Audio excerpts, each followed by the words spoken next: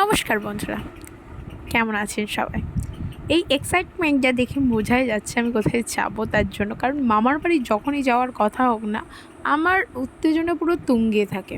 তো দিদিও ছিল আর আমি বেরিয়ে গেছিলাম। আর মা বাপি সব কালকে যাবে, আর অয়নদা ওখান থেকে কালকেই আসবে। আর কালকে ছিল আমাদের জামাই ষষ্ঠীর গ্র্যান্ড সেলিব্রেশন, মামার বাড়িতে ছিল। আর এখানে এনারা আসছেন হেঁটে হেঁটে বাগের টাকায় ফুচকা খেতে। আমার বাড়িতে তাড়াতাড়ি করে বেরিয়ে গিয়েছিলাম, আমি দিদি আর ছোটো মাসিরাও আসছিল।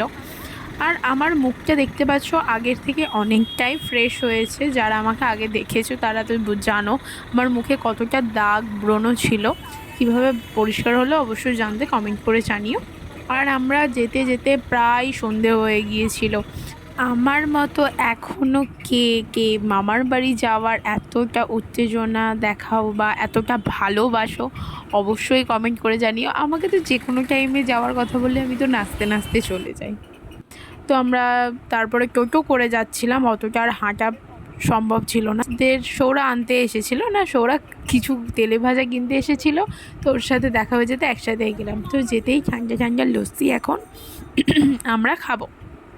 নতুন মামি দারুণ এই লস্যিটা বানায়। তারপরে ছিল তেলে ভাজা, সিঙ্গারা ছিল পুরো গরম গরম, আর তারপরে ছিল আমাদের চা, আর চায়ের সাথে চপ মুড়ি ছিল। তারপর আড্ডা মারতে মারতে মাছিরাও চলে এসেছিলো। আর রাতের বেলা রান্নার প্রিপারেশন হচ্ছিলো, যেহেতু একাদশী ছিল ওই জন্য মাছ মাংস কিছুই হয়নি। আর না হওয়াটাই বেটার, কারণ কালকের আয়োজন ছিল এতটাই যে আজ খেলে হয়তো কালকের পেট খারাপ হয়ে যেত। Tata bye bye.